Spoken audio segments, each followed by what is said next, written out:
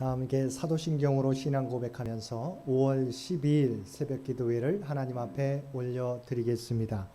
전능하사 천지를 만드신 하나님 아버지를 내가 믿사오며 그 외아들 우리 주 예수 그리스도를 믿사오니 이는 성령으로 잉태하사 동정녀 마리아에게 나시고 본디오 빌라도에게 고난을 받으사 십자가에 못 박혀 죽으시고 장사한 지 사흘 만에 죽은 자 가운데서 다시 살아나시며 하늘에 오르사 전능하신 하나님 우편에 앉아 계시다가 저리로서 산자와 죽은 자를 심판하러 오시리라. 성령을 믿사오며 거룩한 공회와 성도가 서로 교통하는 것과 죄를 사하여 주시는 것과 몸이 다시 사는 것과 영원히 사는 것을 믿사옵나이다. 아멘. 우리 다 함께 찬송 424장 통합찬송가 216장입니다. 찬송 424장 통합찬송가 216장입니다.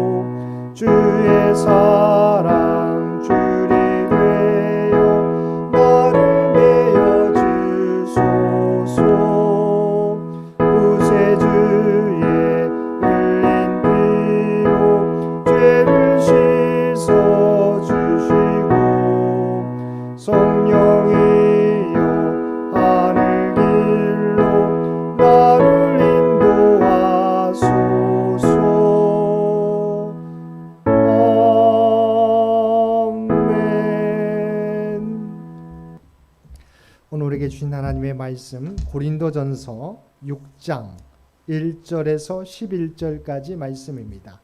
고린도전서 6장 1절에서 11절까지 말씀입니다. 우리 주신 말씀 6장 1절에서 11절까지 한 절씩 교독하겠습니다. 너희 중에 누가 다른 이와 더불어 다툼이 있는데 구태여 불의한 자들 앞에서 고발하고 성도 앞에서 하지 아니하느냐. 성도가 세상을 판단할 것을 너희가 알지 못하느냐. 세상도 너희에게 판단을 받겠거든 지극히 작은 일 판단하기를 감당하지 못하겠느냐. 우리가 천사를 판단할 것을 너희가 알지 못하느냐. 그러하거든 하물며 세상 일이랴. 그런즉 너희가 세상 사건에 있을 때에 교회에서 경히 여김을 받는 자들을 세우느냐. 내가 너희를 부끄럽게 하려 하여 이 말을 하노니 너희 가운데 그 형제간의 일을 판단할 만한 지혜 있는 자가 이같이 하나도 없느냐.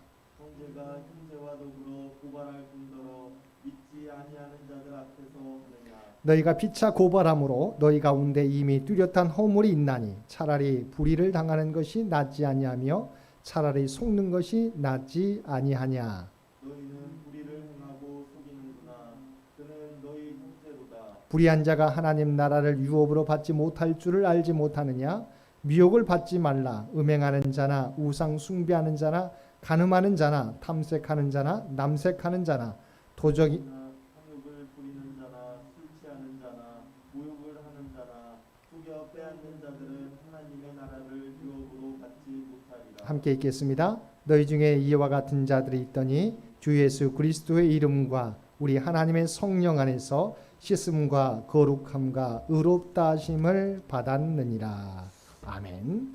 오늘도 새벽을 깨우고 말씀과 기도로 목요일 하루를 시작하는 우리 모든 성도들 가운데 하나님의 놀라운 은혜가 언제나 함께 하시기를 주님의 이름으로 간절히 축원드립니다. 오늘 함께 읽은 본문은 공동체 안에서 성도들 간에 발생한 문제를 어떻게 처리해야 하는지에 대한 내용입니다. 먼저 바울은 성도들 간에 다툼이 발생했을 때 취하지 말아야 할 방법을 설명합니다. 그것은 세상 법정에 소송하는 것입니다. 당시 고린도 성도들 간에 갈등이 벌어져 상대방을 법정에 고발하는 일들이 종종 발생했던 것 같습니다.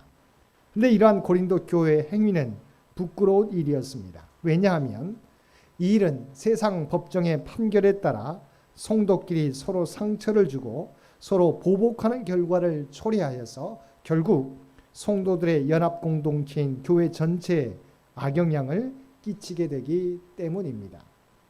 그런데 오늘날에도 이러한 분쟁들이 종종 발생한다는 것입니다. 교인들끼리 문제가 발생해 법정 다툼을 벌이는 경우도 있고 교인들이 양쪽으로 나뉘어 분쟁하다가 법정 공방으로 가는 경우도 있습니다. 바울 사도가 본문에서 말하고 있는 핵심적인 메시지의 중심은 교회 안의 갈등과 분쟁을 세상 법정이 아니라 교회 안에서 해결할 수 있어야 한다는 것입니다. 왜냐하면 교회는 세상보다 더 높은 기준에 따라 살아가는 또 하나님 나라를 향해 나아가는 믿음의 공동체이기 때문입니다. 교회와 성도는 하나님 나라를 바라보며 세상이 추구하는 가치와 윤리적 기준보다 훨씬 더 높은 수준의 기준을 갖고 있기 때문입니다. 그래서 사도 바울은 성도끼리 세상 법정에서 소송하지 말아야 할 이유를 가르쳐주고 있습니다. 첫째, 성도들은 장차 세상을 심판할 자들이기 때문입니다. 예수 그리스도께서는 성도들을 대표한다고 할 수 있는 제자들에게 장차 당신이 행하실 마지막 심판에 참여할 것이라고 가르쳐 주셨습니다. 마태복음 19장 28절 말씀입니다. 예수께서 이르시되 내가 진실로 너희에게 이르노니 세상에 새롭게 되어 인자가 자기 영광의 보좌에 앉을 때 나를 따르는 너희도 12 보좌에 앉아 이스라엘 12지파를 심판하리라. 이는 성도들의 위상을 잘 보여줍니다. 성도들은 현재적으로는 빛의 생활로 세상을 밝히고 인도하는 사명을 감당하고 더 나아가 종말적으로는 예수 그리스도께서 재림하실 때 주님과 함께 세상을 심판하고 왕 노릇할 사람들입니다. 그런데 이러한 성도들이 장차 자신들이 심판할 세상에 나가 그들로부터 심판을 받는 것은 성도로서 부끄러운 일이라는 것입니다. 두 번째, 성도들은 천사들까지도 심판할 만한 능력과 권위가 있기 때문입니다. 본문 3절 상반절 말씀입니다. 우리가 천사를 판단할 것을 너희가 알지 못하느냐. 성도들에게 이러한 천사들을 심판할 권세가 있다는 것은 성도들의 능력의 탁월함을 보여주는 것으로서 성도들이 그들 간의 문제를 얼마든지 스스로 해결할 수 있음을 나타내 주는 것입니다. 그러므로 성도들이 일상생활의 사소한 일들로 인하여 발생한 문제를 스스로 해결하지 못하고 세상의 법정에 송사하는 것은 말이 되지 않는다는 것입니다. 세 번째, 성도 간의 문제로 세상 법정에 송사하는 일은 교회에서 경히 여기는 자를 재판관으로 세우는 것이기 때문입니다. 이는 세상 법정의 재판관들이 학식이 부족하거나 도덕적으로 불의하기 때문이 아닙니다. 다만 이는 세상 법관들이 아무리 높은 지식과 미덕을 갖추었다 하더라도 그들은 하나님의 사람들, 하늘에 속한 사람들이 아니기 때문입니다. 그리고 바울 사도는 고린도 교회에서 성도들끼리 다투는 문제는 법적인 문제가 아니라 주 안에서 하나가 된 형제끼리의 문제임을 지적해 주고 있습니다. 6절 말씀입니다. 형제가 형제와 더불어 고발할 뿐더러 믿지 아니하는 자들 앞에서 하느냐. 그리고 8절 말씀입니다. 너희는 불의를 행하고 속이는구나. 그는 너희 형제로다. 성도들은 주 안에서 영적으로 하나 된 한 가족입니다. 그럼에도 불구하고 성도끼리 서로 송사하고 다투는 것은 이웃사랑의 계명을 어기는 것이며 주님의 몸된 교회 공동체의 위엄과 기능을 포기하는 것이고 뚜렷한 허물 곧 영적 실패라고 하는 것입니다. 그렇다면 성도들 간 갈등이 있을 때 어떻게 해야 할까요? 7절 바울사도는 차라리 불의를 당하는 것이 낫지 않느냐고 말합니다. 7절 말씀입니다. 내가 피차 고발함으로 너희 가운데 이미 뚜렷한 허물이 있으니 차라리 불의를 당하는 것이 낫지 아니하며 차라리 속는 것이 낫지 아니하냐. 여기에서 바울이 뚜렷한 허물이라고 말한 단어 안에는 패배라는 의미가 담겨져 있습니다. 그래서 풀어 써보면 너희가 서로 세상 법정에 송사했느냐? 그렇다면 너희가 완전히 패소한 것이다 라는 의미입니다. 그렇다면 성도가 세상 법정의 성도를 고소하고 다투는 것이 왜 패배가 되는 것일까요? 첫째로 형제간의 사랑을 잃게 되는 것이기 때문입니다. 둘째로 사단의 미혹에 걸려서 형제끼리 다투는 일이기 때문입니다. 셋째로 불신재판관이 교회를 업신여기게 되었으니 교회가 세상에 패배한 일이 된다는 것입니다. 결국 성도 간의 문제로 세상 법정에 송사하는 것은 그 자체로 이미 재판에 이긴 자나 진 자나 모두 패배가 된다는 것입니다. 그러므로 바울은 성도들에게 세상 법정에 가느니 차라리 불의를 당하거나 속는 것이 낫다고 교훈한 것입니다. 왜냐하면 분쟁이나 갈등의 상대방이 형제이기 때문입니다. 서로 형제요 한 가족이기 때문에 세상 법정에 고소하느니 차라리 불의한 일을 당하거나 속아주는 것이 낫다는 것입니다. 오른뺨을 맞으면 왼뺨도 돌려대라는 예수님의 말씀처럼 손해를 감수하고 참는 것이 세상 법정에 고소하는 것보다 낫다는 것입니다. 성도는 자신의 유익보다 희생적인 사랑을 실천함으로 하나님의 영광을 드러내야 합니다. 양보하고 손해를 보는 것이 결국 이기는 것입니다. 마지막으로 바울은 성도들에게 불의를 행한 자들은 하나님의 나라를 유업으로 받지 못함을 선언하였습니다. 9절 상반절 말씀입니다. 불의한 자가 하나님의 나라를 유업으로 받지 못할 줄을 알지 못하느냐.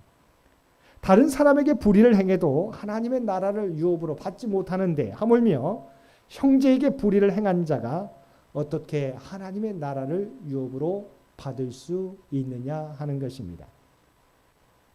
이는 이웃사랑의 계명을 정면으로 대적하는 악한 행위인 것입니다. 바울은 이어서 여러 악행을 열거하면서 이러한 불의를 행하는 자들은 하나님의 나라를 유업으로 받지 못할 것이라고 재차 경고하였습니다. 9절 하반절에서 10절까지의 말씀입니다. 미혹을 받지 말라. 음행하는 자나 우상 숭배하는 자나 간음하는 자나 탐색하는 자나 남색하는 자나 도적이나 탐욕을 부리는 자나 술 취하는 자나 모욕하는 자나 속여 빼앗는 자들은 하나님의 나라를 유업으로 받지 못하리라. 즉 예수님을 믿는다고 하면서도 방종하게 행하는 사람들은 실제로 믿음이 없는 자라고 하는 것입니다. 신학자 칼빈은 말하기를 성도들은 불가피한 상황에 따라서 세상 법정에 송사할 수 있다. 그것은 어디까지나 해결할 수 있는 최선의 방법을 모색한 후 권리를 보호받기 위해서 사용하는 최후의 방법이다라고 말했습니다. 사랑하는 성도 여러분, 성도 간의 문제들은 어디까지나 그리스도 안에서 해결해야 합니다. 비록 손해를 보고 불이익을 당할지라도 하나님의 영광과 교회의 명예를 먼저 생각하고 상대방이 하나님 안에서 한 형제라는 인식하에서 문제를 풀어갈 수 있는 저와 여러분 모두가 되시기를 주님의 이름으로 간절히 축원드립니다. 함께 기도드리겠습니다. 사랑하는 풍성하신 아버지 하나님, 우리는 그리스도 안에서 한 형제요 자매인 줄 믿습니다. 우리 안에 다툼이나 문제가 있을 때 서로 용납하고 용서함으로 아름다운 믿음의 공동체, 주님의 공동체를 이루어가게 하여 주옵소서.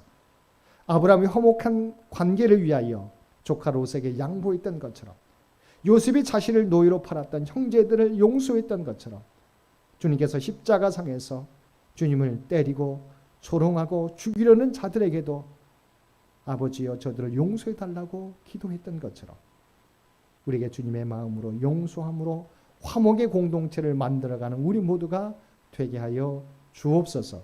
오늘 또 우리 모두를 주님의 평화의 사도로 사용하여 주옵소서. 오늘 또 이 나라의 민족을 구민하게 주시고 창현교회와 창현의 가족들을 일일이 기억하여 주시고 보호하여 주시고 인도하여 주옵소서.